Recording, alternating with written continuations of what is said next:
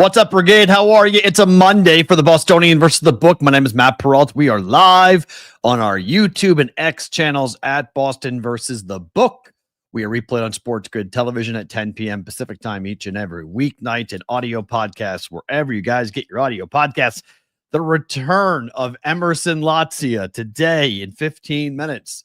DK Sportsbook's own. We'll talk to him about his Jaguars being 9-4. And whether or not the Jags have been like this quiet building team that nobody's been talking about, how real are the Jaguars now that they have the inside track for the AFC South and making the playoffs, and all those memes about Trevor Lawrence and all those things about the new head coach and Liam Cohen, all the weird faces and everything else that's been running around the internet for the better part of 4 months around the Jaguars. Are they for real? We'll talk to Emerson coming up here in about 15 minutes. Opening line, my 5 favorite things from the weekend. There is so much to get into. 1, the college football bracket. The playoff bracket is out.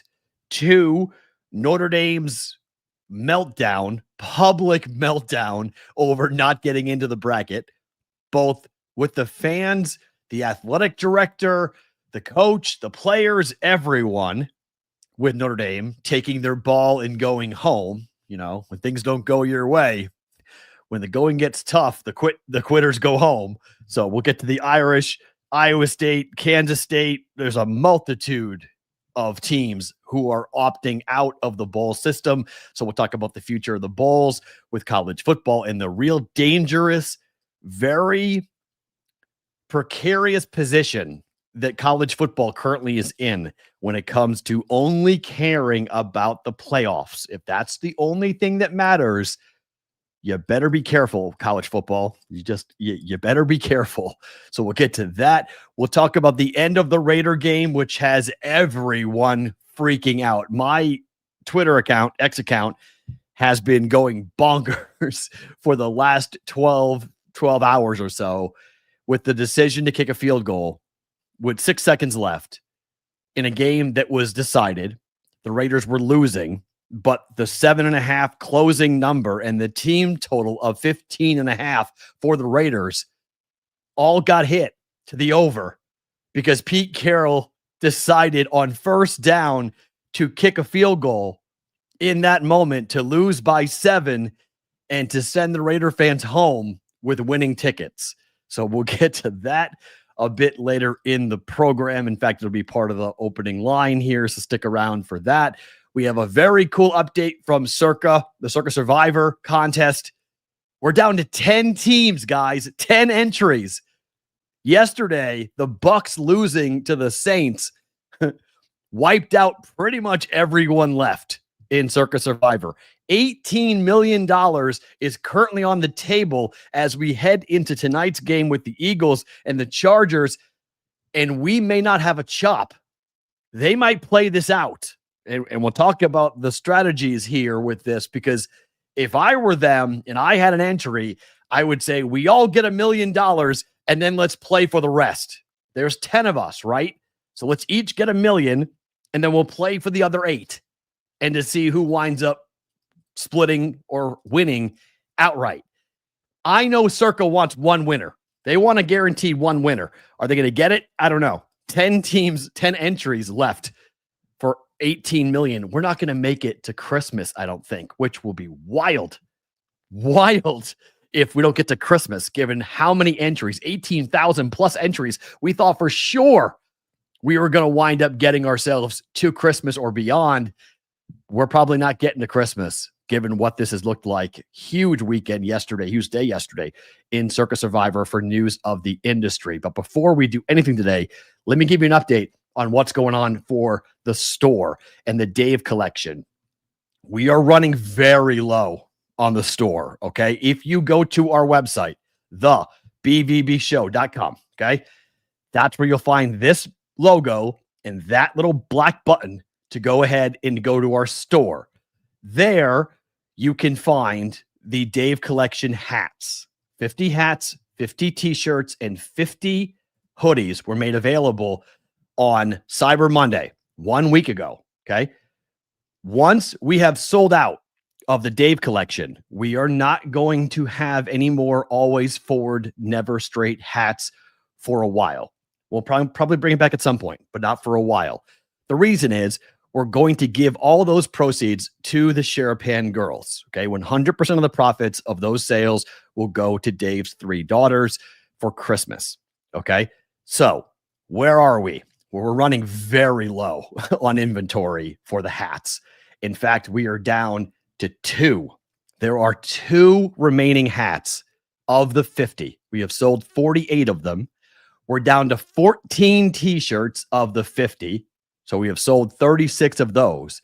And we have a bunch of hoodies left. So if you're in a cold climate and you're looking for a hoodie, we've got you there. So if you want a hat, I would go there right now and buy it now. As you're watching, wherever you're listening, whatever it might be, I would go and buy it now. If you want a hat, those will go today. I can tell you we will be sold out of the hats as of today. In 1 week, hats will be gone. Then t-shirts will be left. The t-shirts most likely will get sold by, Wednesday. We'll be gone with t-shirts, and then everything left will be hoodies. And so we'll keep those open for you guys. But Corbin wants everybody to know that they are open for the pre-orders today. Once they close the pre-orders at the end of the day today, they will start to print and make all the hats and t-shirts with the goal of getting everything into the mail by the end of this week.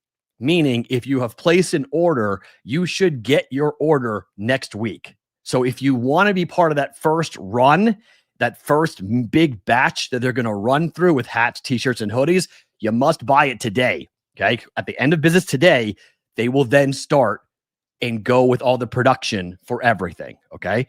And get it into the mail as well. So if you've been wondering, waiting, if you're giving it as a gift for Christmas, or you just want it for yourself, or you want it immediately, understand that the first batch will close today at close of business. So 5:00 Pacific time will close today.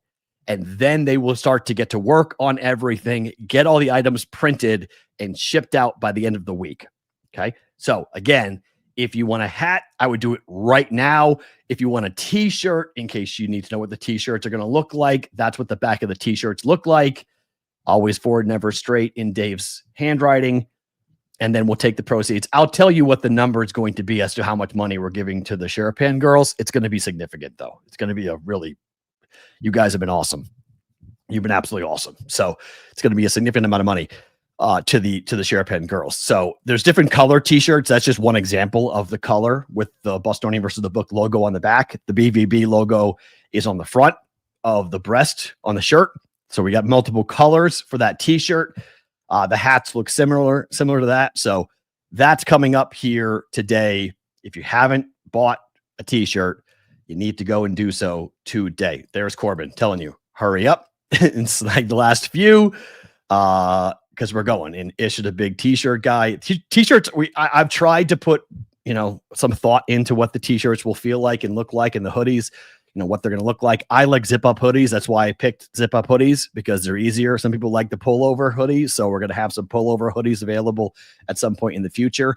Again, this is only for the Dave collection, not for anything else. So if you want a BVB hat, t-shirt, hoodie, golf polo, you want a BVB beanie, all those things will be available still as part of the store. They just won't be part of the donation. No, wrong word. The gift that we're giving to the Sherapan girls. Okay. Just FYI, the difference is as to why there is a finite number of items. So that is something for today. If you want to be part of the first run and make sure that you get it before the holidays, you got to get to it today. Go to thebvbshow.com.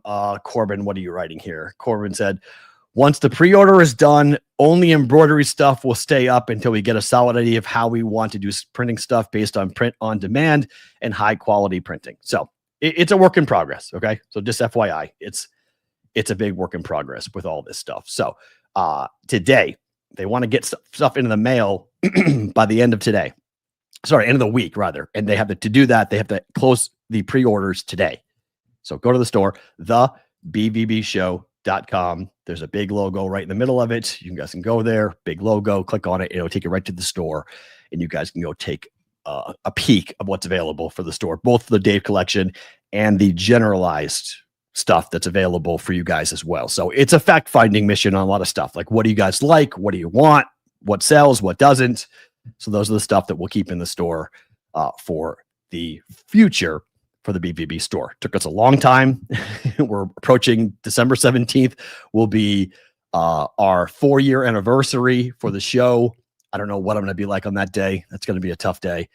And I got a notification yesterday from the platform that we use for our podcasting. Yesterday was our 4-year anniversary of signing up. It was like the official start of the show when we signed up for the platform to distribute our audio podcast for BVB. That was 4 years ago yesterday. So this is the next 10 days are going to be tough. It's going to be I don't know what to do on December 17th. I haven't figured that out yet, but we'll figure that out down the road as to what's the appropriate way, what's the appropriate thing to do when it comes to the 4-year anniversary of BVB, and obviously what has happened this year with Dave. But let's talk our favorite 5 things from the weekend, and then Emerson Lotzia joins.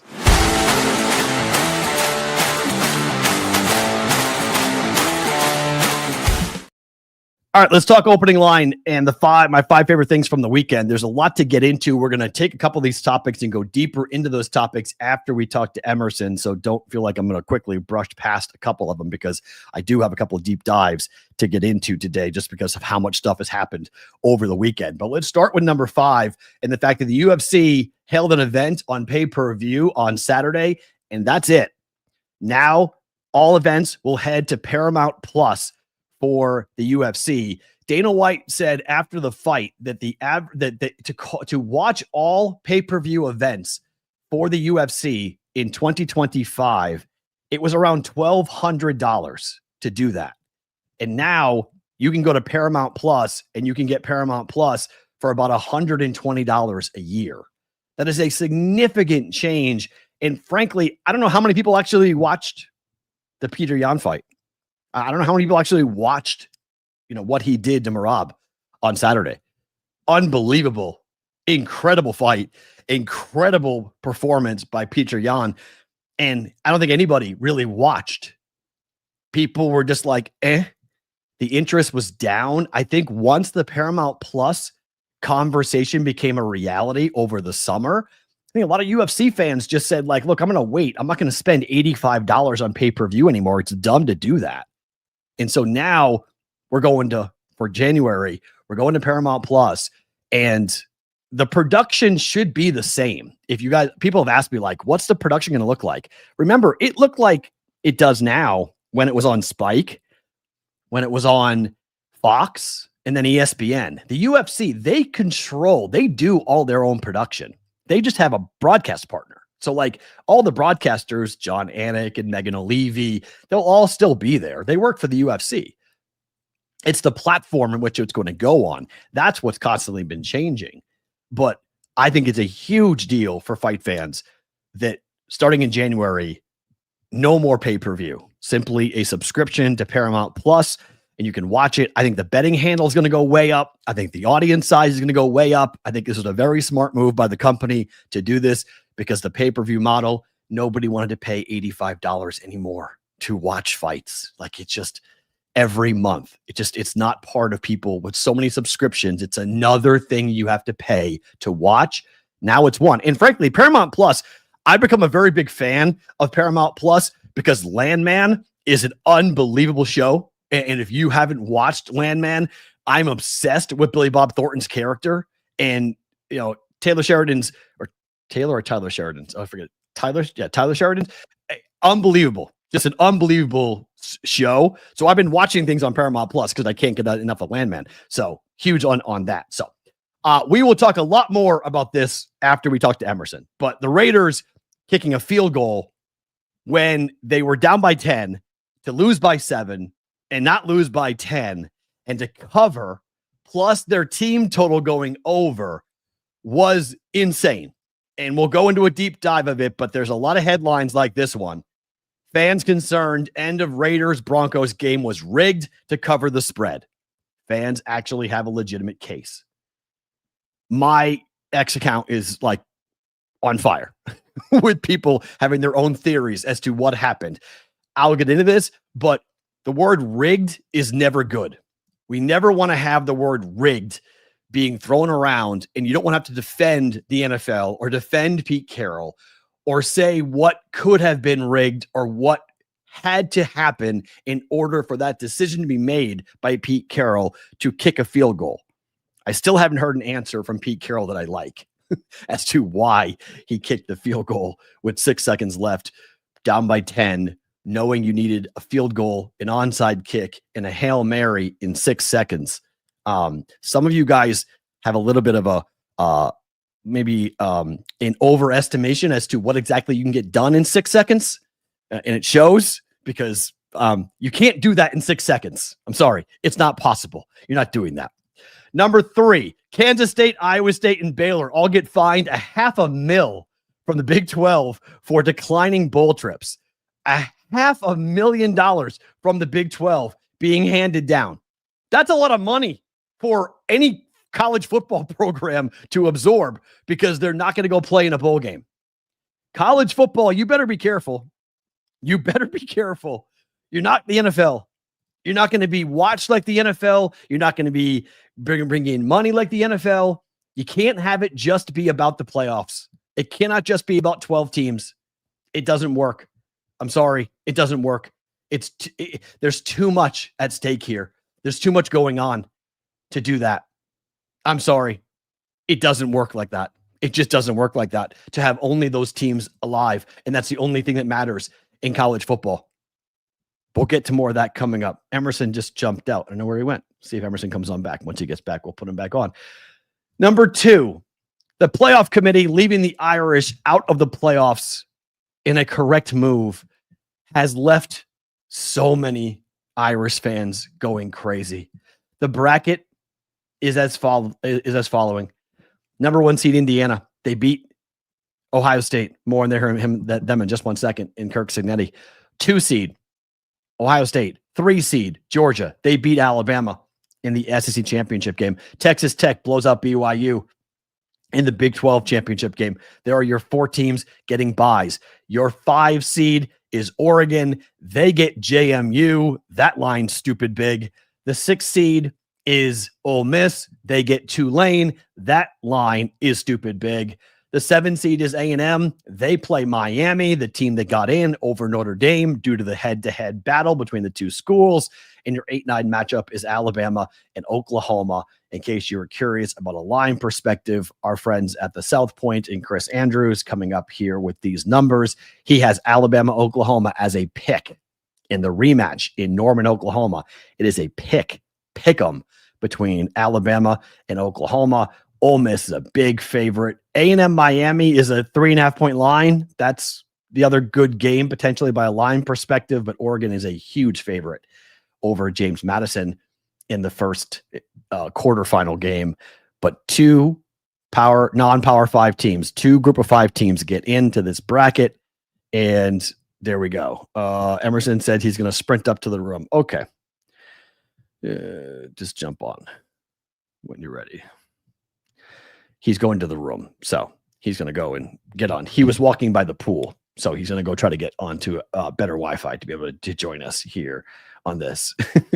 Can't wait for the JMU Oregon game. Will Oregon cover? Probably. Probably Oregon will wind up when I'm covering. Indiana, by the way, Kirk Cignetti in 2 years has gone 24-2, made the playoffs in back-to-back seasons. They are the Big Ten champ for the first time since 1967, where they were co-champs. The first time they are outright champs in the Big Ten since World War II. And now they are the number 1 seed, the number 1 team in the country heading to the college football playoffs. It is a wild world to see what is going on here for Indiana and this football program under Kirk Cignetti. The bar he has set for all future hires in college football is incredible because everyone's going to look and say, well, Cignetti did it at Indiana. So why can't you do it? Whoever takes over Iowa State, whoever takes over Kansas State, they are both very similar size football programs to Indiana. The question is going to be, well, if they can do it, why can't you? And it's unfair. I don't think that's going to be something that coaches like. It'll piss them off, but I think it's real. I think it's a real question. And number one, my favorite thing before we talk to Emerson from the weekend is the crying going on from the Irish fans and the Irish media about what went on with the committee. I mean, it is embarrassing. Okay. If you're an Irish fan, I don't care how angry you are, but this is just, I mean, as a team, as the PR comes out and says, we've decided to withdraw our name from consideration for a bowl game following 25 season. We appreciate all the support from our families and fans, and we're hoping to bring the 12th national title to South Bend in 2026. Signed the 2025 Notre Dame football team. You can tell me in the transfer portal world, in the NIL world, that playing in a bowl game is meaningless. And I will turn around and tell you that playing in bowl games, other than one or two all year, has always been meaningless. Bowl games have never meant anything. They've always been pointless. So the idea that right now they're pointless, they've always been pointless. They've always been for the trip. They've always been for the goodies. They've always been for the fun, and they've always been for the fans. That's why we've had bowl games. And bowl games has its own economy. It has its own economic influence. If you decide to destroy the bowl games, there are a lot of contracts that have been signed by conferences to put bowl games together.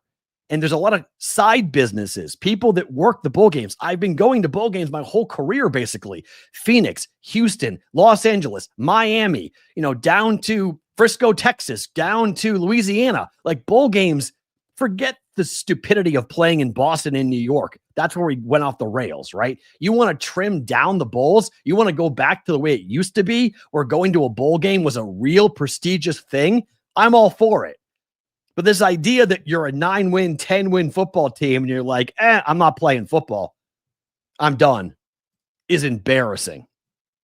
Put a pin in that conversation. We'll get more to it. Let's talk NFL football. Let's go to the land of sunshine. I think he's shirtless. He is shirtless. He is the one and only Emerson. Tony, you're on the bus. Dude, I don't need the nipple. What is that? Yeah. I've got nipples, Maddie. Could you milk me, buddy? Hey, let me tell you something. Yeah. Born and raised a Notre Dame fan. Yeah. I was pissed. I think the committee shafted us. But I think the whining from people who are complaining that Notre Dame does not want to play in a bowl game is worse than us Notre Dame fans complaining about being shafted by the committee, which I don't even get that. How is Notre Dame like a spot or two in front of Miami one week, and then Miami like leapfrogs them when they both didn't do shit last weekend? I don't get it. That's the best. Okay. That's the best criticism you can have of the committee, is that Miami should have been ahead of Notre Dame the entire time. That's the only problem I have with the committee. Miami belongs in over Notre Dame. But I do understand the idea, because I am a big head-to-head person. And when you play on the field, the team, I don't care if it's week 1 or week 100, you played the game and you lost the game. It stinks, but you lost the game. My problem with the committee, and I will give credence to the fact that the committee had Notre Dame ranked above Miami for most of the season, even in the wake of the loss. So that's a problem with the committee. But it's ultimately about the last poll, not the first one, as she said. Well, what the hell? What the hell changed? I don't get what the hell changed. Either way, just bring back the BCS point system. That's what I want. I don't want these dildos all sitting around a room. First off, their TV setup was ass. Right. Like, straight ass. Like, go sit in a Buffalo Wild Wings or something. At least have it be visually. Like, it looked like me and the bros back at UCF. Like, just going to our neighbors and stealing their computer monitors and trying to just set up as many TVs as we could. That is pathetic. But, Matt, you know what's not pathetic? What's up? What's going on in Duval? Oh, Wait, okay, hold on. Where are you right now? What part of Florida? Oh, dude, let me show you. I'm in Miami Beach. You're in Miami Beach. Okay. Look at this. So you're not. Look at so you're. look at this. This is so you're where not in that Jacksonville. homeless lady, the viral homeless lady from like a decade ago, where she's like, "Oh, my condo in Miami Beach." Well, it's not on the beach; it's right down the street from the beach. Remember her? Yes. Steal the show. Okay, so your team has a first-year head coach, just like my team. Oh, your team is 9-4 in first place, just like my team. Hot. We haven't talked about the Jaguars much this year. They've been behind the Colts. They've been just slowly but surely clicking along, putting it together. And even you, because I get my Jacksonville Jaguar memes from you. You have been down on Trevor Lawrence. You have put out the Taylor Swift memes. I've seen them from you. So now you're back all in on Trevor Lawrence? I've been known to overreact. I am a former theater major, for my first couple semesters at UCF. It's in me. All right. I love drama, love the team. And in that moment in time when I may be overreacting, it's just how I feel at that time. And Trevor's had some bad moments. Liam Cohen, as expected, first-year head coach, has had some bad moments, okay? The team is still averaging like 8 penalties a game. They penalized 8 times like yesterday. But the important thing is they are coming together here, Maddie, at the right time. We're not like these other teams start out like this, then they're going like this. The Jags are like this, just like a hog, buddy. They started at 6, and they've got me at about midnight right now. It's these chunk yards. It is dude. Yesterday, and look at people who know way more about football than me, like on Twitter. They will tell you yesterday, arguably, Trevor Lawrence's best game ever. Like it was dot after dot after dot in a downpour. Okay, let's be honest here. Brian Thomas Jr. is unbelievable. I mean, the catches he was making yesterday.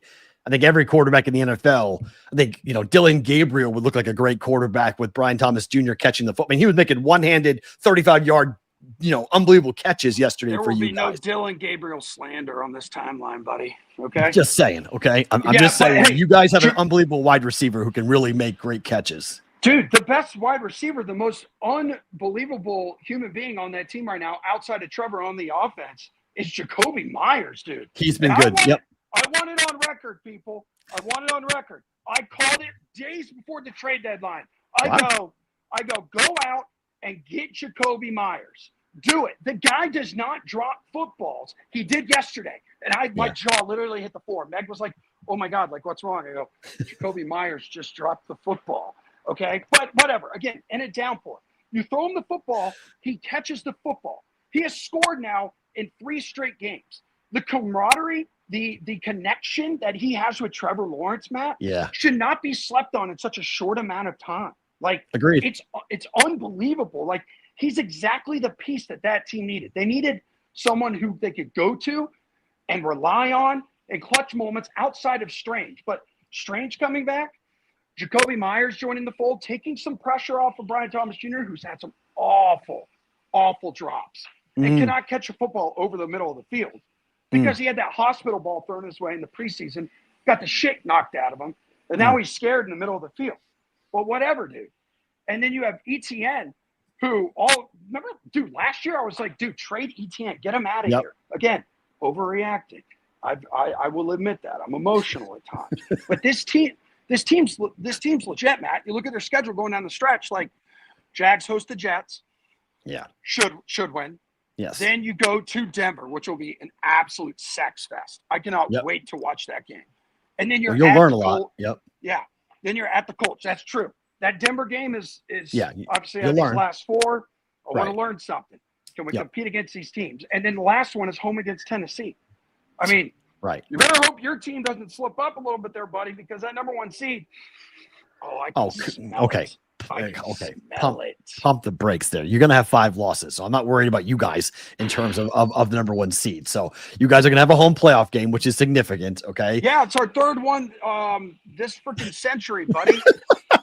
It'd be our third home playoff game this century. I was at that really shitty one against Buffalo years ago with my dad. I think we won like 10-3 or something. Okay. And then I was not at that historic comeback against the Chargers at home. All right. The Chargers do not, dude, we just absolutely murdered those clowns a few weeks ago. You think they want to see us again? No. I would agree. I think most people want us. I think the Chargers are the team that everybody wants to play. Like you, especially if Herbert's hand really is going to continue to be. I mean, he broke his hand, had surgery a week ago. So, who knows what he'll look like tonight as he plays against the Eagles on Monday night. Figure it out, buddy. Figure it. It wasn't his throwing hand. Look at Aaron Rodgers. Aaron Rodgers out there throwing darts. He's got a broken left hand. No, your defense has played. Your defense has played well.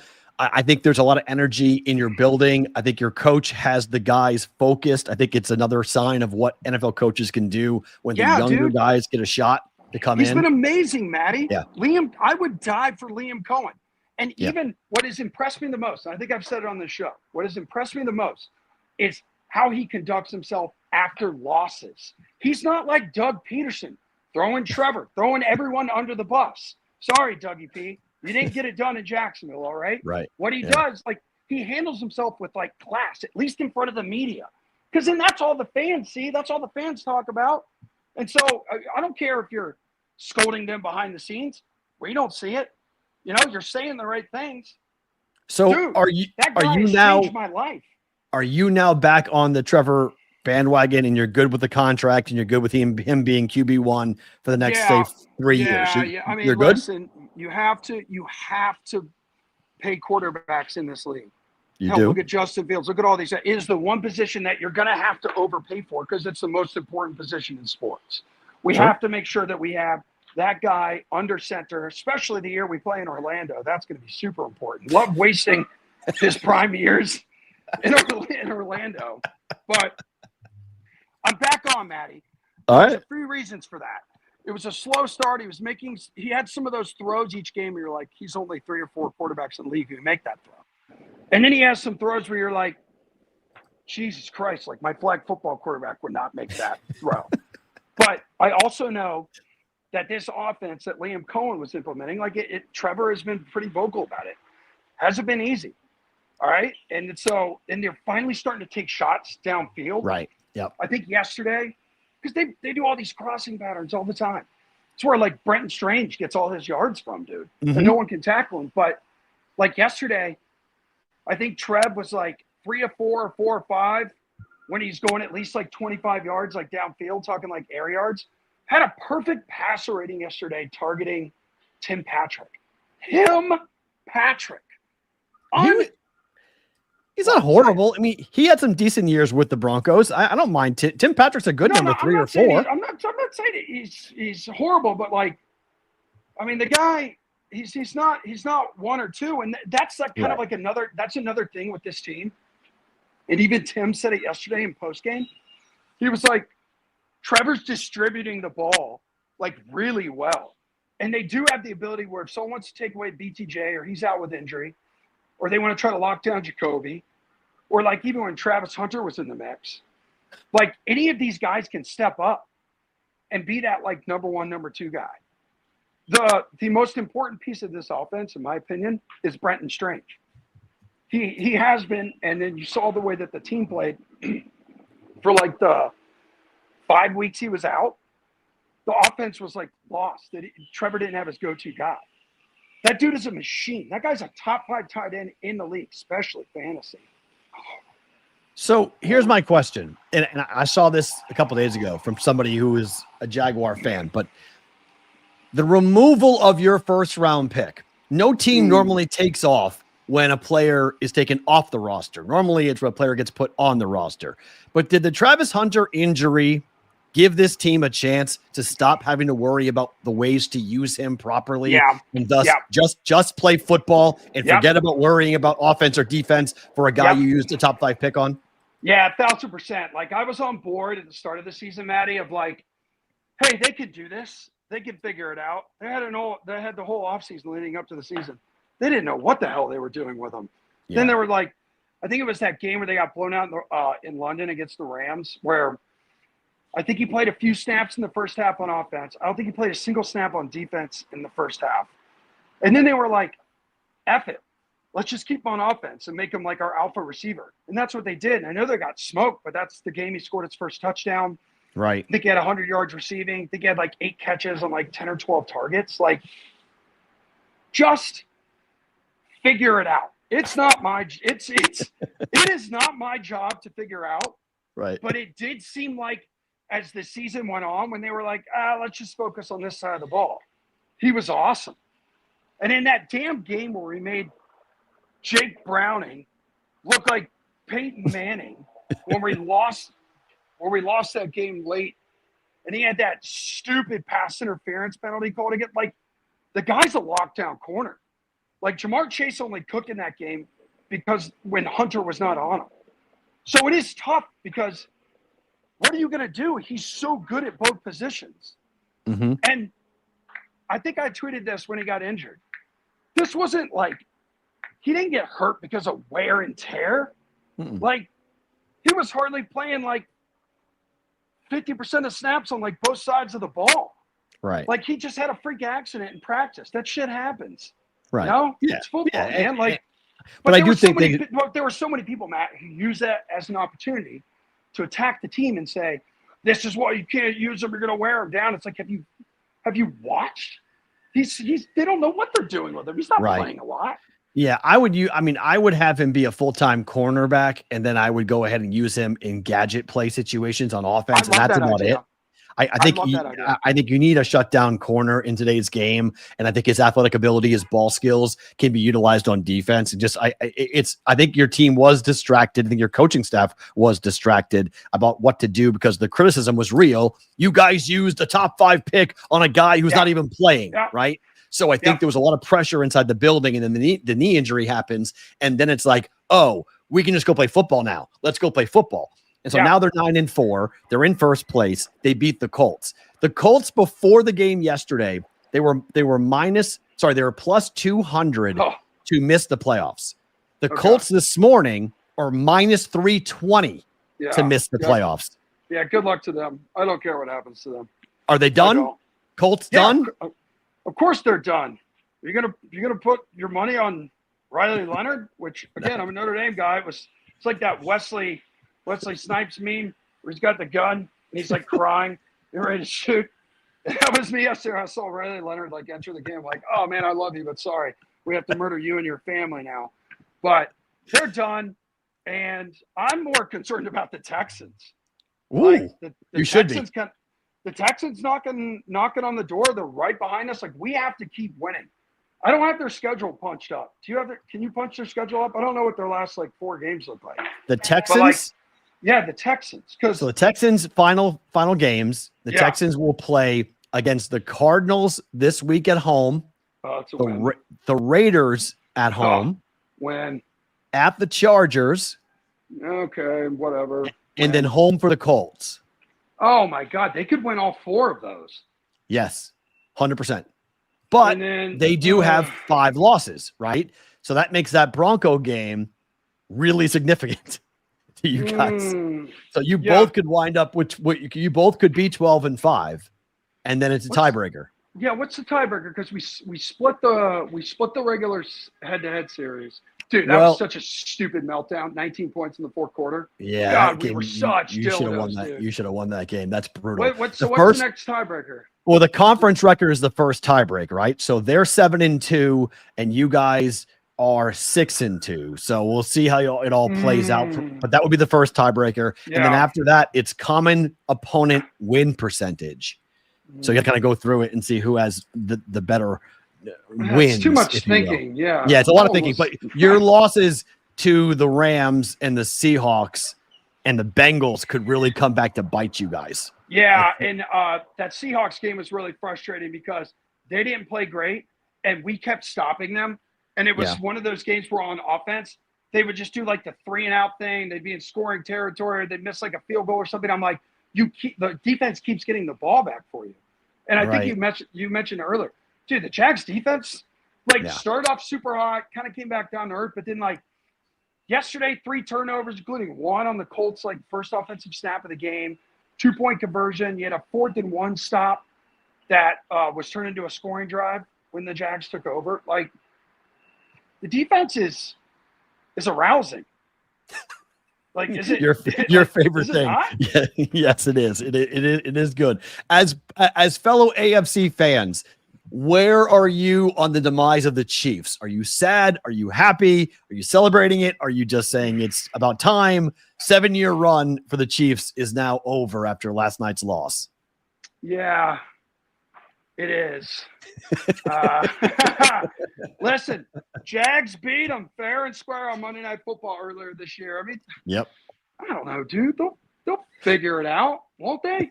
Like, you have Patrick Mahomes, which, dude, I saw you quote. I'm sweating my nuts off literally right now. It's right. so hot. I saw you quote tweet the Ryan Clark tweet. Like, dude, this has been a bad year for him. He's had really some of has. the worst takes and tweets in mankind history. Sometimes I'm like, dude, just because you're thinking it doesn't mean you have to say it out loud or tweet it. I was like reading that. I was like, is he trying to say like, hey guys, Sydney Sweeney has a body that every guy wants to look at constantly. Huge like, Kajongas. Huge. Like, what are we doing? Like, what do you like? We need to talk about the greatness of Patrick Mahomes. We don't talk about the greatness of Patrick Mahomes enough. It's like all anyone does is talk about the greatness of Patrick Mahomes. Like, what are you talking about? It's ridiculous. Maybe that was in his draft folders from like 2018 or something. Right. It's just like, fuck it, I'm gonna hit send. Right. But I'm like, what the hell are we doing? Like, what do you mean that we're not talking about this? Like, everyone's talking about this. Like, it's just a dumb. Every time that guy talks now, it's like the apology tweet is like right behind it. Like, he just has to be. He said, "I'm sorry" so many times this year. I was like, okay, now you got to apologize again for a ridiculous comment. So, like, going back to your question, though, I mean, I am in the stance where I like where there is a villain in the league. You know, and I like the storylines with them a lot. Plus, it feels really good, like when you beat them when they're good. So now I'm looking back, I'm like, oh, Jags beat the Chiefs. Of course, the Chiefs suck this year, but whatever, we'll take it. I like their fans. I like their fans a lot, actually, because after I went to that Jags playoff game there, I was like, these are some of the nicest human beings on planet Earth. The old couple sitting next to me was just making sure I was like comfortable the whole time. And I was still drinking at that time. And I was like, lady, I can't see 5 rows in front of me, but thank you. Yeah, I'll take some hot chocolate. Anywho, I would like them to remain like competitive. Okay. Because I like when there is that team that everyone can get together and hate together. Well, that was my team for 25 years. So, you know. Well, yeah, exactly. Like you know the drill. And I don't know, Maddie, there are some, like, you guys are acting like you're back in the prime Brady years, like the swagger everyone has walking around Boston right now. And okay, hold on. But there is a reason for it, though. It's because this year doesn't matter. The reason is this year, this is what nobody can figure out. And you live in Boston, so you should be able to figure this out. We don't care right now. If the team loses in the first round, it's all butter. It's all gravy. There is no scenario as to how this year ends for Patriot fans to be worried. They have a 23-year-old quarterback, a 50-year-old head coach, a offensive coordinator who is a Hall of Fame offensive coordinator, and they have 11 draft picks next year and the most cap space of anybody in the NFL going into the offseason. Down. Well, I'm just saying, go take a cold shower. They're 11-2. If you're telling me, if you're asking why people are walking around at midnight, aroused in Boston, it's because of that reason. It's because of where they are in the overall perspective of football. That's why. I know you, buddy. I knew that would get right under your skin. Look at you going on a little 90-second rampage rant. Calm down. That's You're why. a good football team. I will say this. Yeah. I enjoy watching their games. Drake May has such a beautiful deep ball. Like, I'm happy for you guys. I'm glad that you guys have this. You have to live in it. No, you have to live in it. You don't like it. You have to live in it. It's all around you. What are you talking about, man? I want all my Patriots friends to be happy, But we don't feel that way for you, though. But it's not reciprocated. We don't care about Jaguars. It's not reciprocated. It's been 30 years of mostly pain for me. Like, dude, so we're going to go to the Bills game this Nice. upcoming week. Okay. And Meg's sister's coming to town. Good. It'll be the three of us. My whole thing, when I go to a What are you Patriots wearing? game, What are you wearing? you know exactly what I'm wearing. I'm wearing my Jaguars jacket, Jaguars shirt. Okay, it's fine. And That's fine. yeah. And what's so funny, Because nobody will care. If you wear Bill stuff, No, people are going to care. nobody cares. But what's No. so funny is I'm like walking around that stadium and I hear, "Oh, Jags fan?" I'm like, "Yeah." And they're like, "Man, I'm sorry." And I'm like, "Yeah, I know." But like, even at 9-4, Yep. like no one's giving us any love. No one Nope. cares. So at least now, next week, "Oh, I'm sorry." I said, "We're 9-4, bitch. You don't have to be sorry. We're on top of the world. we You don't- think I we don't care, expected this? though. Yeah. You think I We're- expected this?" Okay, First-year head so you coach? can relate. You can relate. That's why Patriot fans are walking around like they are, because it feels very similar. It feels like it's 2004 all over again. That's the whole point. Dude, are we gonna? Is it gonna be Jags, Patriots, and the AFC Nah, title game? it's going to be Broncos Patriots. What do you sorry. mean? Sorry. Are you serious, dude? You're a fun story, but I'm not worried about you guys. No, I'm not worried about the Jaguars. You have a fun face. You're a fun story. It's a good 9-4 It's a great run. story. All we're doing is playing better and better and better. Correct. It's Trevor Lawrence. I'm sorry. Even you know it. It's Trevor Lawrence in the playoffs. I don't know it. I said I'm back on the Trevor Lawrence. Don't put fucking words in my mouth. You can put anything else you want in my mouth, but don't put words in my mouth. Just telling you. Even you shared.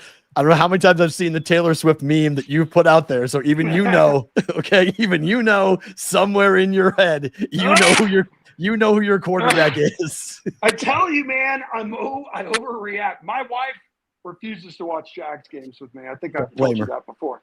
She's like, "I can't do it." I said, "This is my..." And you're sober too, so like I can imagine I know. all the way around. This is my first love. Oh, last year, Yeah. when I was still not sucking down Grandpa's cough medicine, Yeah. oh, I was about to walk my ass to the Zachem multiple times last year. That's the bridge in Boston, by the way. Folks don't know. Yeah.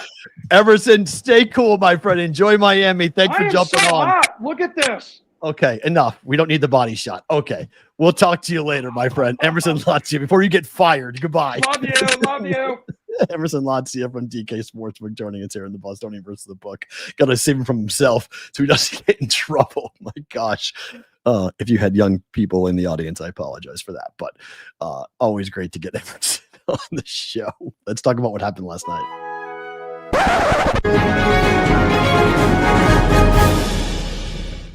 Yeah, I guess that's true. Emerson was still wearing pants, so that's a victory for all of us that he was wearing pants on the balcony in Miami. Okay, let's get further into this. I teased it during my 5 favorite thing. Let's talk about what happened because my everything is exploding still, like literally. Phone, DMs, X, everything.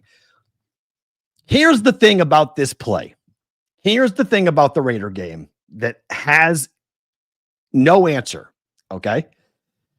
And if you want to talk about conspiracy theories, there's only a couple. I'm not going to enter into the word rigged. Okay. I don't like the word rigged. The word rigged is a bit ridiculous.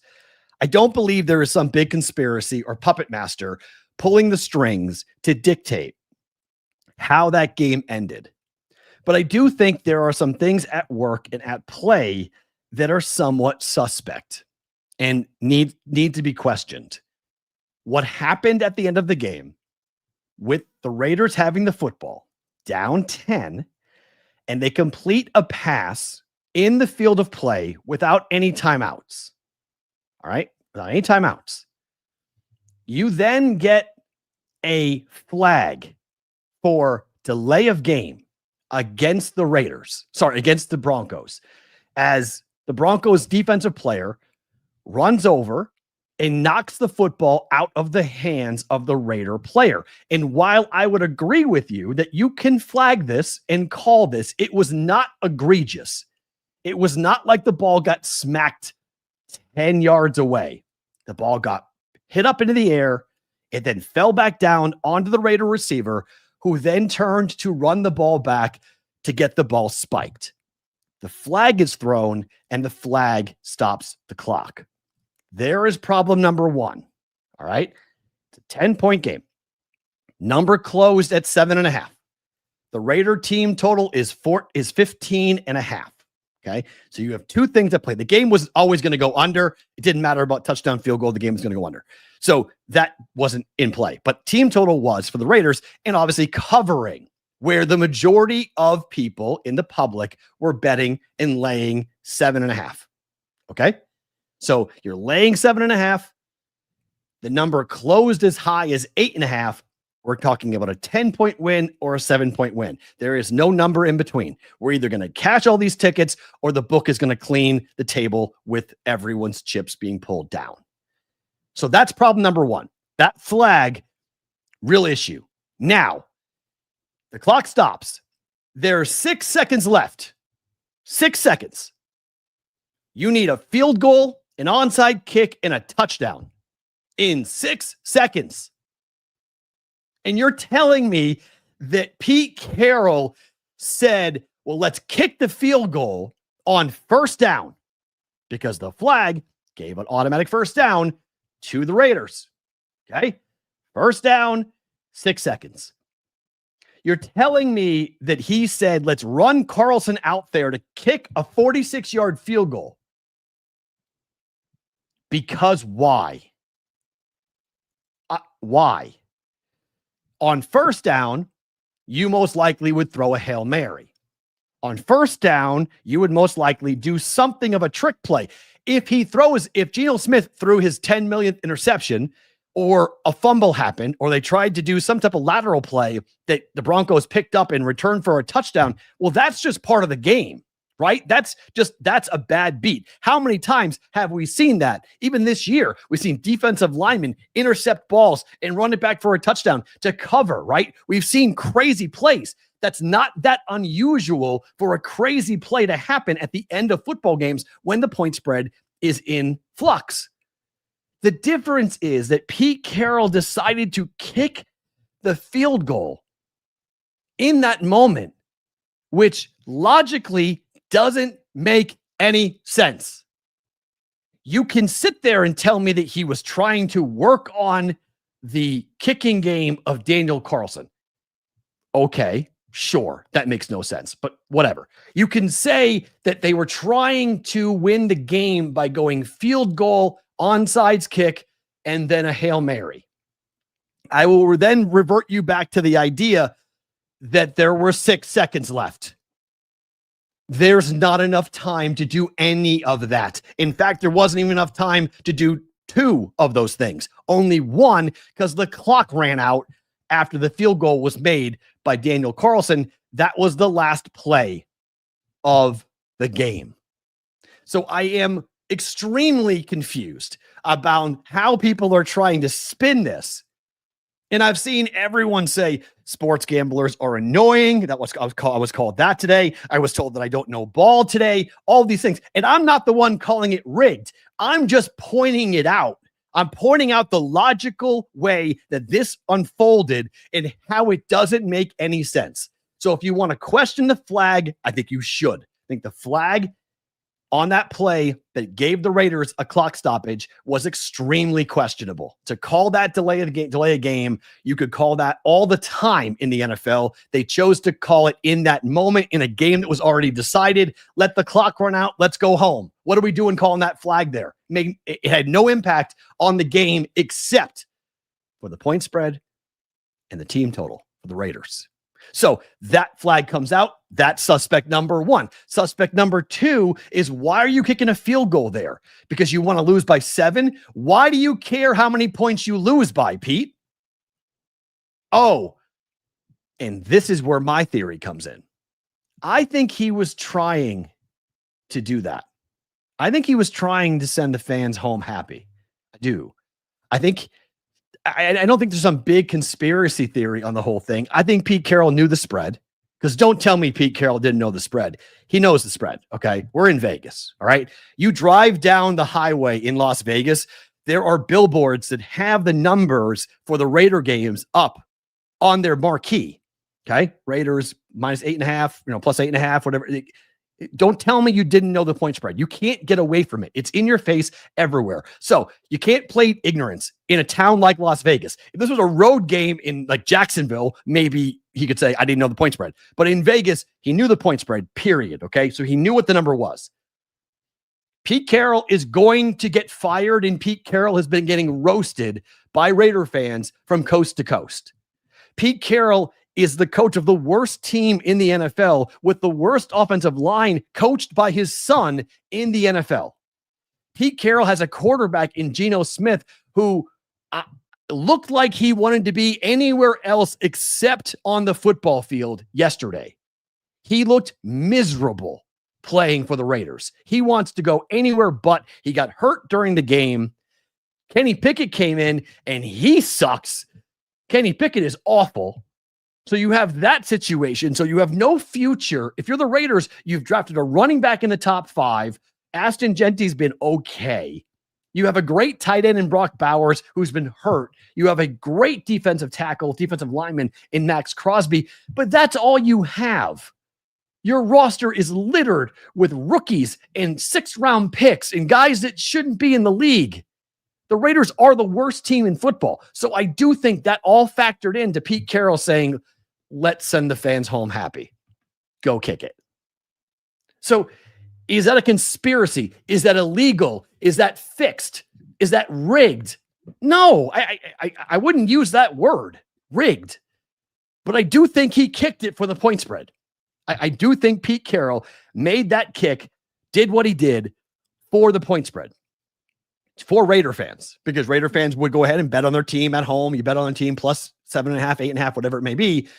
And so he covers and he makes the fans happy. And he can say he lost by 1 score. I lost by 1 score. You know, I lost by 1 score in both games against the Denver Broncos, who are 11-2. 2 of our losses were by 1 score to the best team in our division. I do think that is what they're doing. Okay. So to me, that isn't rigged. That's not a conspiracy theory. That's just, unfortunately, a really bad number of things happening all in order to put us into this position where everyone's having to wonder about the game. Because everyone is wondering about the game. I cannot tell you, you can go look at my Twitter account at Sports Talk Matt. You can go look at it. How many people have said the NFL is fixed? It's Las Vegas. How are you surprised? Stop being shocked. This is all par for the course. This is how the NFL is run. It's all done.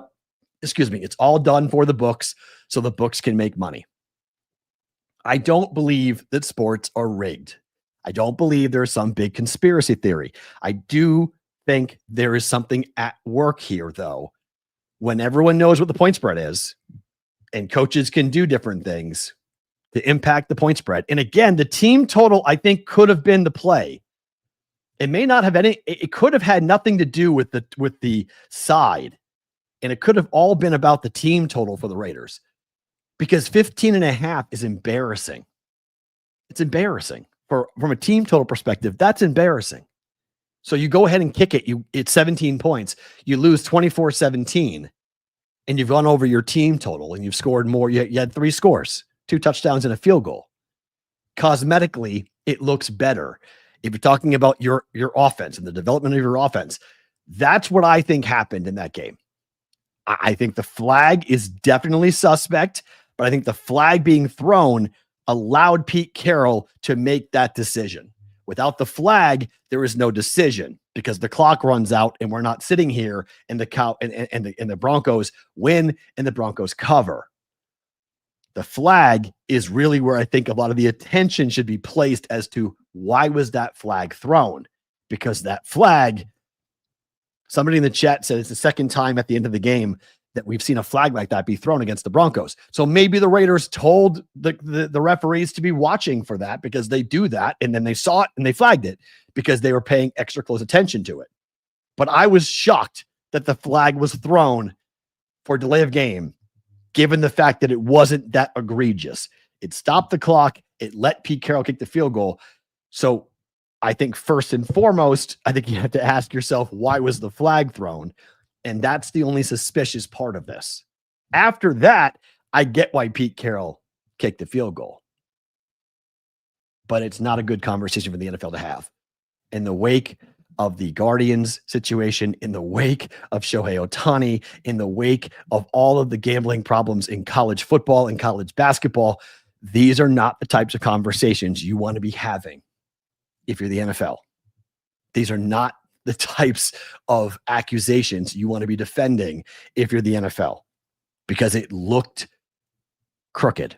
Whether it was or not, it looked crooked. And so people are angry and people are mad on both sides. People who had the Broncos, people who had the Raiders, they're saying, yeah, that was dirty. I don't think it was dirty. I think the call was suspect, but I get why Pete Carroll did what he did. But I do think the point spread was involved. I think he wanted to send the fans home happy. Is that illegal? No. Is that wrong? You would say, give me separation of church and state. But I do think Pete Carroll wanted to lose that game by 7 points. And that's why he sent the field goal unit out there with 6 seconds, knowing it would be the last play in regulation and not throwing a Hail Mary. If he had thrown a Hail Mary and the Raiders catch it, totally different story. They cover. It's a miracle. Amazing. It's not what they did. They chose to kick a field goal down 10 with 6 seconds to go. That was a white flag. We care about the point spread. We care about the final score type decision by Pete Carroll. Lots more to come in bonus time. If you're watching on the replay on Sports Grid, thank you for being here. We got picks, we got plays, we got news of the industry, we got the Circa Survivor conversation to have. We got a lot to come over in bonus time at Boston Emerson the Book on YouTube to watch the rest of the show. If you're watching live, don't move. Bonus time starts now.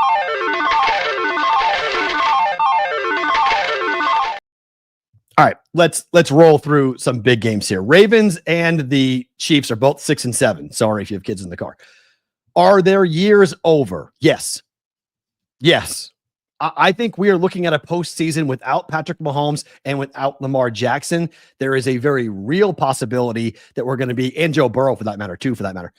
No Joe Burrow, no Lamar Jackson, and no Patrick Mahomes. That's insane from an AFC perspective. And then I think you have a real interesting look at what happens with Josh Allen.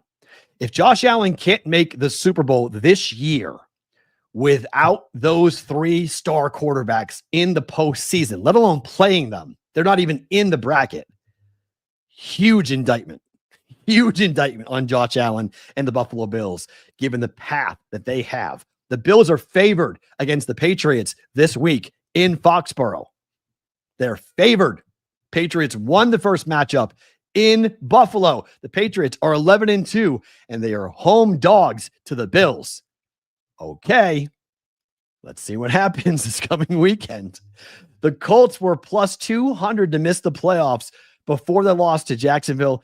Daniel Jones blows out his Achilles. He's done for the year. They're now minus 320 to miss the playoffs. Scratch off Indianapolis. They're not going. That's brutal. I mean, what is it with Achilles injuries and the Pacers and the Colts and the city of Indianapolis? Yikes. Halliburton blows out his Achilles. How much money did Daniel Jones cost himself with that injury?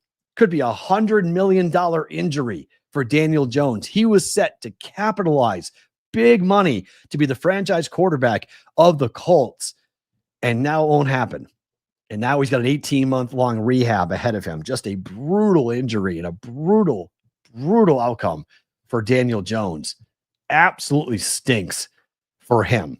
The Packers picked off Caleb Williams in the end zone yesterday to beat the Bears, and they covered. If you were sitting on a 6.5 ticket with the Packers, talk about sweats of sweats in that game.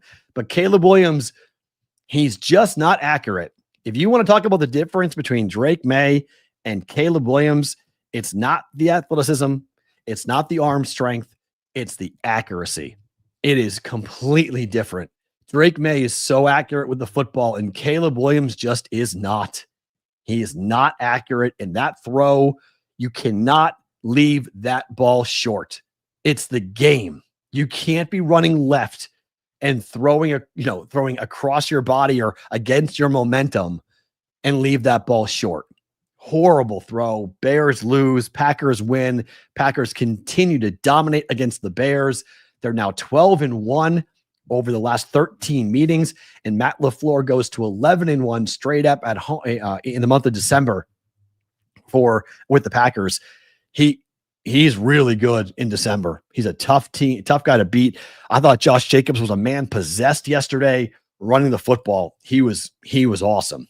Tomorrow we'll do my top 5 teams in the NFL, but it's going to be a hard argument to have between the Rams and the Seahawks. They're again 1-2.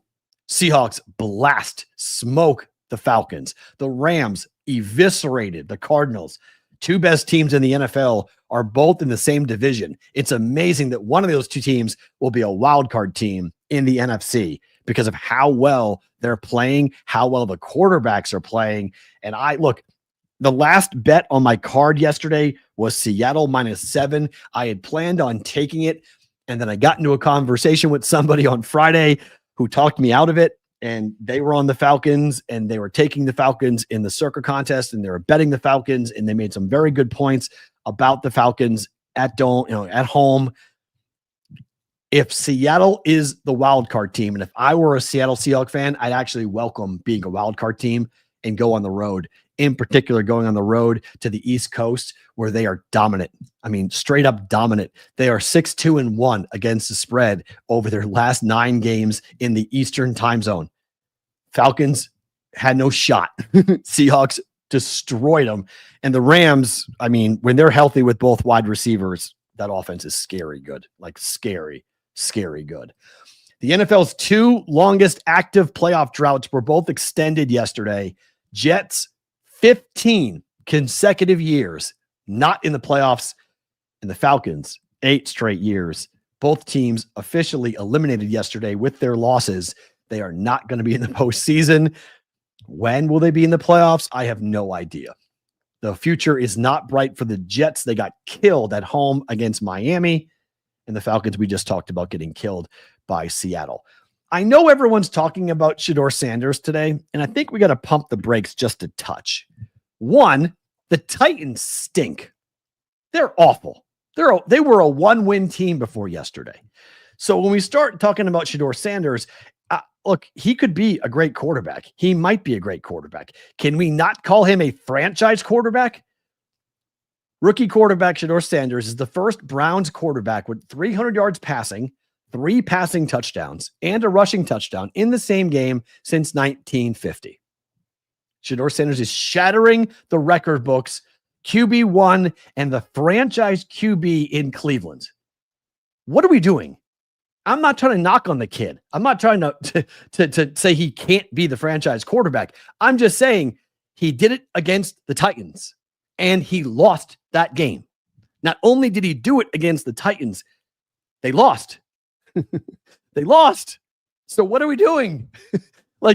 I know he looked great. I bet on him over 160 yards passing yesterday. He doubled it. He was great. It's the Titans. Can we stop for a second and just go, hold on? Not only was it the Titans, they lost. What are we doing? Franchise quarterback. Can we stop? He should be the starting quarterback the rest. He should be the starting quarterback the rest of the year. He should be. I said it after his first start. I thought he should be the franchise quarterback, or should be the starting quarterback for the Browns. But in the next year, you bring him back, and it's him and Deshaun Watson competing in training camp for the starting position. That's a good problem to have. Maybe not off the field, but on the field, that's a good problem to have. That's how you do it.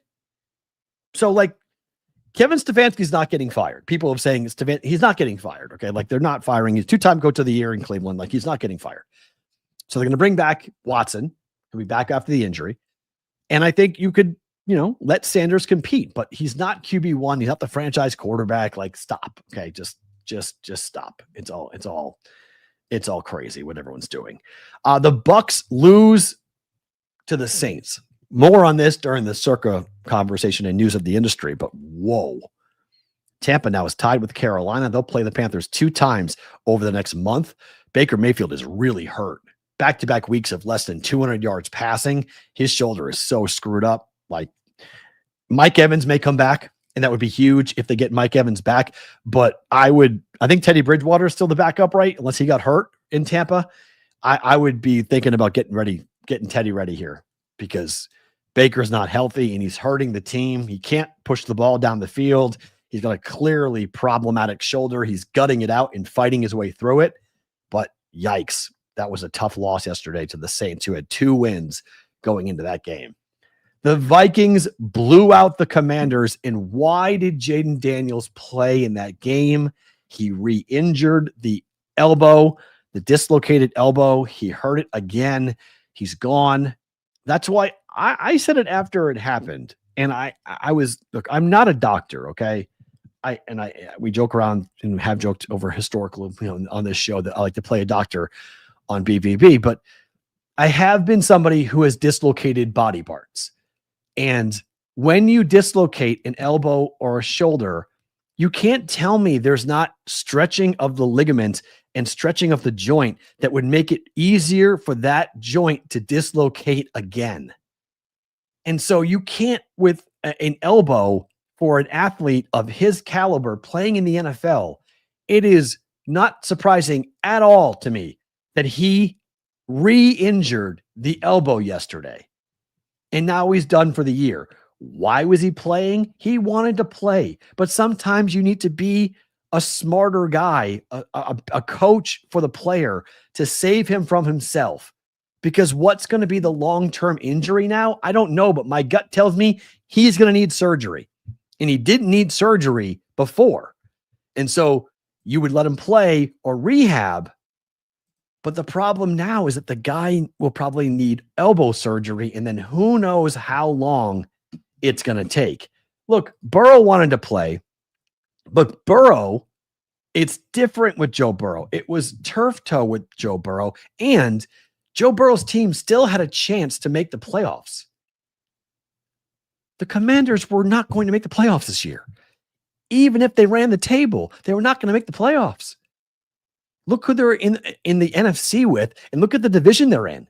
The difference with the Bengals is that they're in a crap division. They were only 2 games back of both the Ravens and the Steelers going into the game yesterday. So it made sense to play him because you were still allowed. And yes, I know it was a non-throwing elbow, but it's still a pretty serious injury. It's still a really serious injury. So not good. Not good at all for Jaden Daniels. How about Miami? Miami actually is in the playoff picture after their win over the Jets. Mike McDaniel, this is the best news for Patriot fans ever. Mike McDaniel is going to be kept as the head coach of the Dolphins, given the way they're playing right now. They're playing hard for him. And yeah, A-Chain was hurt yesterday, but not before he blew out the Jets in the first half, and that game was over. Once Tyrod Taylor got hurt, that was it. I mean, I made the bet on the Jets yesterday based on Tyrod Taylor starting and playing, and Tyrod Taylor got hurt in the first quarter, and that was pretty much it for the Jets and the Jets offense. But Miami, they're kicking around. They're actually kicking around here. I don't think they'll make it, but they're kicking around. They're not as bad as people and myself have said. They're in the picture. They won't get there, but they're in the picture. One college basketball story to get into, and normally we don't talk about things unless it's like really crazy, but it is pretty crazy. Iowa State went to Purdue, and they gave Purdue, the number 1 team in the country, they gave Purdue the worst loss by a number 1 team at home ever. Like, those are things that you just don't normally say and see, but it was ever. Historic win. The worst non-conference home loss ever for Purdue. The worst loss ever for a number 1 seed. Sorry, a number 1 team, rather, number 1 ranked team. So while things aren't going great for Iowa State football, TJ Otzelberger and Iowa State basketball, team you want to take a look at. You win like that, you do that to Purdue, pretty impressive. Like, that's pretty impressive. That's a really embarrassing loss for Purdue, but a big win for Iowa State. Crushed them over the weekend for the Cyclones. All right, tonight, Monday Night Football. Eagles laying 2 now at the Chargers, 41.5. Chat, do me a favor.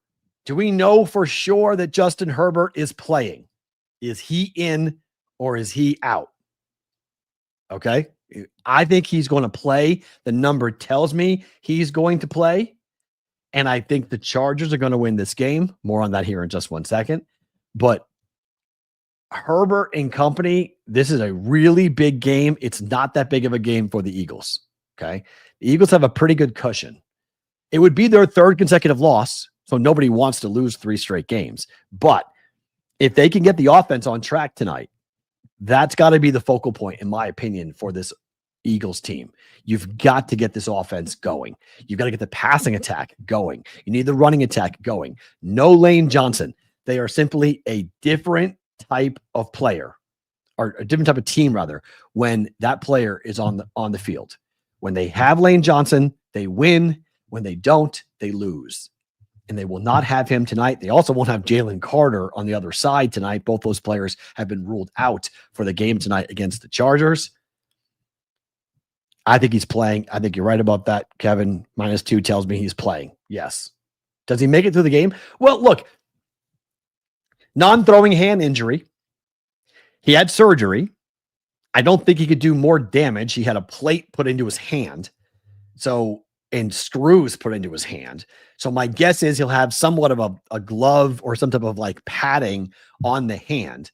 So as long as he's not doing QB sneaks, which I don't think he'll going to be, I don't think you'll see him run the ball all that much to get I mean, it comes down to, can they keep him upright? And I do think they'll call quick pass plays. I don't think you'll see 7-step drops coming up here for Herbert tonight.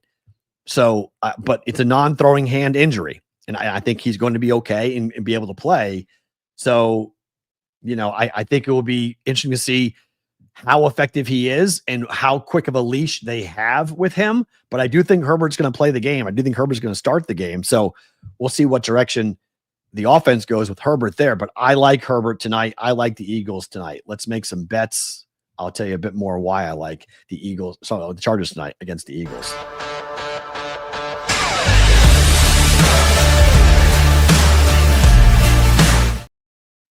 Okay, just the picks for us being brought to you by the prop bet cheat sheet from Betting Pros. You guys can go and get a bunch of props and things to bet on tonight with the Betting Pros app. Download the Betting Pros app or go and check out bettingpros.com/props on your desktop. So let's get into it with the Chargers catching. I got 2.5 last night. Some books are still at 2.5.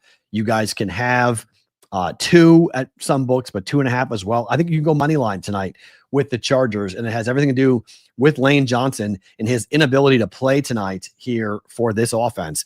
When Lane Johnson, over the last 10 years, when he's been in the game playing, Philly is 96-41-1 straight up when he starts. When he does not play, the Eagles are 12-25 straight up. They have a very hard time running the football without Lane Johnson. They have a tough time protecting their quarterback without Lane Johnson. And I think tonight for a Jalen Hurts team and Nick Sirianni team, by the way, for that matter, who do not play when they're on losing streaks, they kind of continue to snowball a bit. They're not great when they're on tough losing streaks. And Jalen Hurts in the Pacific or Mountain time zones, he's 3-4 straight up. In those last 5 road games out west, the Eagles defense has allowed 20 points or less in all 5. So the defense plays out and plays really well, but the offense does not help. Philly is 1-4 against the number over their last 5 games on Monday Night Football. Low scoring game. I like the Chargers and I like the under 41.5. I don't think with the Herbert injury, I don't think you can bank on a lot of offense here for the Chargers. I think the game looks very similar to last night with the Texans and the Chiefs. I think it's a 20-10, 17-13, somewhere in that range type football game. I think it'll stay under 41.5. And this number has crept down from 42.5 down to 41.5 to 41. I just don't think we'll see a lot of offense here between these two teams. And I do think you're going to see a win outright here for the Chargers. I think Herbert plays the whole game. I do. And I think this is a big game for the Chargers because of what's going on in the AFC. They're not going to catch the Broncos most likely, but from a playoff perspective, how many teams are right behind the Chargers for a wild card berth? Again, the Eagles, they know they're pretty much in. The Chargers are at 8-4. They are going to be in a dogfight for these playoffs for the three. They're not catching Denver, so it's 3 wild card berths.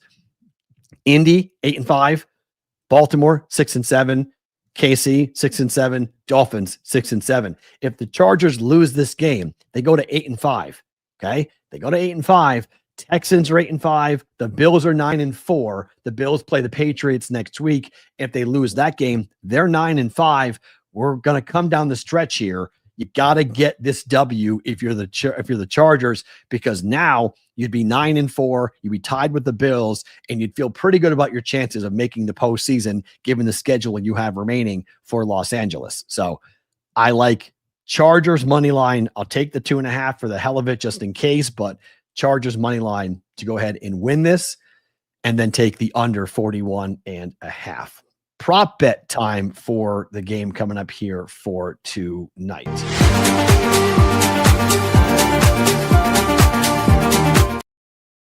So with that stated, for the BBB prop bet of the day, I'm going Jalen Hurts over 29.5 rushing yards tonight. I think Jalen Hurts is going to have to pick up first downs with his legs. And given the pass rush for this Chargers team and Lane Johnson not being available, I do think there's going to be rushing lanes available for Jalen Hurts to tuck the ball and run and pick up first downs. I don't trust the passing offense at all. They've been so anemic throwing the ball down the field and having such problems putting up scoring drives that I think Jalen Hurts is going to have to do some Superman action here tonight, throw a cape on and try to go after and win the game. So I like Jalen Hurts over 29.5 rushing yards tonight coming up here on Monday Night Football. Let's talk about what's happening here for our guys at Circa Sports, because the Survivor contest is all the way down to just having 10 entries remaining.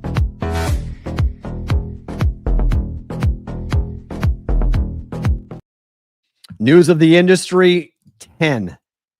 We had over 18,000 entries. We're down to 10 for $18+ million. How did it happen? Blame the Bucks. The Bucks had it. 62% of the contestants were entered into the Circa Survivor, took Tampa, and they lost at home.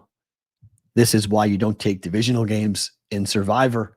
Don't take divisional games. We have 10 Circa Survivor contests remaining. Just 10. When will we start hearing the words chop? When will the chop be discussed? Because this is early. I'll tell you right now, this is early. We, in the first ever Circa Survivor, the first time they did it, I think we ended in week 17, if my memory serves me correctly. Every other year after that, we have gone all the way to the end.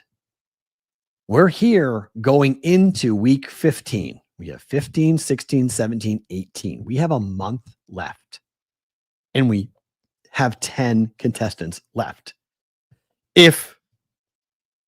We saw the Grandissimo end 2 weeks ago. The Grandissimo ended after week 12. That was the $100,000 entry. That one ended early. You would say, okay, that makes sense. Smaller entry pool, it's going to end early. This was the biggest entry pool we've ever seen. Like, we've never seen something of this size. And here we are sitting with only 10 contestants available. $18.7 million currently up for grabs. Like, that is unbelievable. The value of everyone's entry before week 14 was $415,000. Well, now it's over $1 million, obviously. I would, if I had one of those entries, if I had made it, I would say to the group, and again, I'm pro chopped. Some people are not pro chop. I'm pro chop. I would say we all take $1 million. There's 10 of us. Let's take $1 million and let's play for the next 8.7 million. Let's play for that. So the winner gets $9.7 million. and everyone else gets $1 million. That's how I would do it. It does enable Circa to say that there was one winner, that one person did win the Circa Survivor contest, which is really what they want, is just to have one person win. But my goodness gracious, I cannot wait to see the selections and to see what happens this week as to what teams are available and whether or not we're going to be talking about chop. 28 entries went down with the Bucks losing. The Browns, there were 5 entries that took the Browns, which is kind of like, wait, what? You took the Browns, the Seahawks, the Rams, and the Broncos, the Dolphins, and the Packers all advanced. The Eagles play tonight. There's one more entry that has the Eagles tonight, and the Ravens lost. So with that, 34 entries went down with the Bucks, the Browns, and the Ravens going down. There could be as low as 9. If the Chargers win tonight, we will be down to 9. 9. Unbelievable. Yes, even I can do that math. Right now it's 1.8. Now do it by 9, though. And now we're over $2 million. This is going to be fun to watch and living vicariously. If somebody knows someone with a Circa Survivor entry, email me, DM me, and let me know, because I would love to get them on the show this week to talk about what they're going to do and what the conversations are as of right now as to who is going to be talking about what. I would talk chop. Right now, I'd be talking chop, but that's me. Some people want to play it out. All you need is one person to be that stick in the mud that says, no, we're playing for it out. But $1,000, you turn $1,000 entry into multiple millions. That's an absolute dream right there. That's an absolute dream. I would be very curious to see. Yes, not of 18's easy math, but it's 18.7 CBW. It's not just 18. It's 18.7 divided by 9. So it's not an equal $2 million on that. Favorite thing about today is what?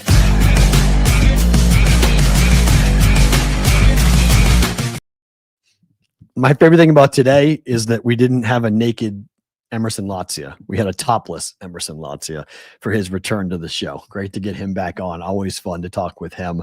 I think that was the first nipple. Nope. Wrong. Dubsy. Dubsy was the first one to show nipple on the show. That's true. Dubsy got married, by the way. Did you guys know that? Did you guys know who Dubsy married?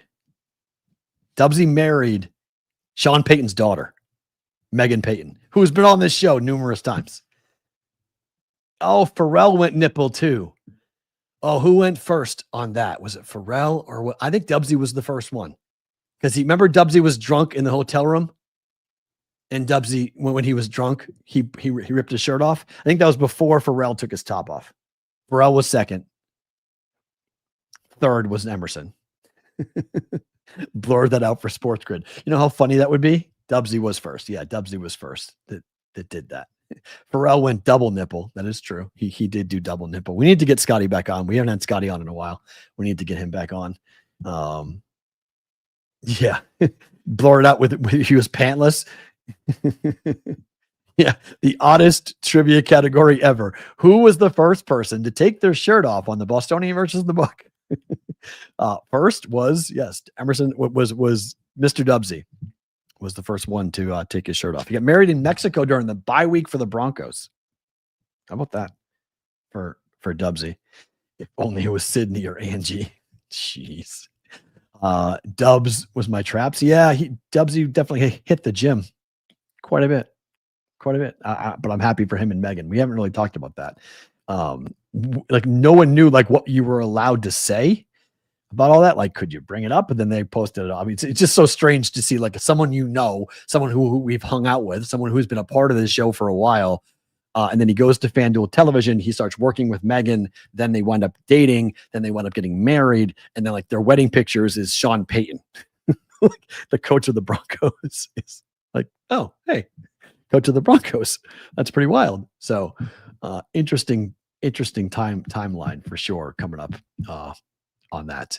Yeah, the algorithm on X is all weird. I only see Dubsy's stuff on Instagram. I don't see and mostly I see it mostly from Megan. I see Megan's stuff on Instagram a lot. I see Dubsy's stuff from time to time on Instagram. I see nothing on X from Dubsy. That's true. Coming up on that. But is FanDuel a new dating app? I don't know. FanDuel Media might be, though. That's how that works. I don't know. But that's how that happened. You work with somebody closely, and then next thing you know, you're walking down the aisle in Mexico getting married. So congratulations to them for doing that. That was like 2 months ago that Dubsy got married to Megan Payton. It's pretty cool. Back tomorrow, guys, on a Tuesday. We will recap Monday Night Football. We'll get into looking ahead to the college football playoff bracket, each game. We've not talked about that from a betting perspective, some future market plays for the bracket as well. We'll break it down coming up tomorrow, plus my top five teams in the NFL. We'll do that coming up tomorrow as well. Tuesday for BVB. Hope to see you back here on the BVB YouTube channel.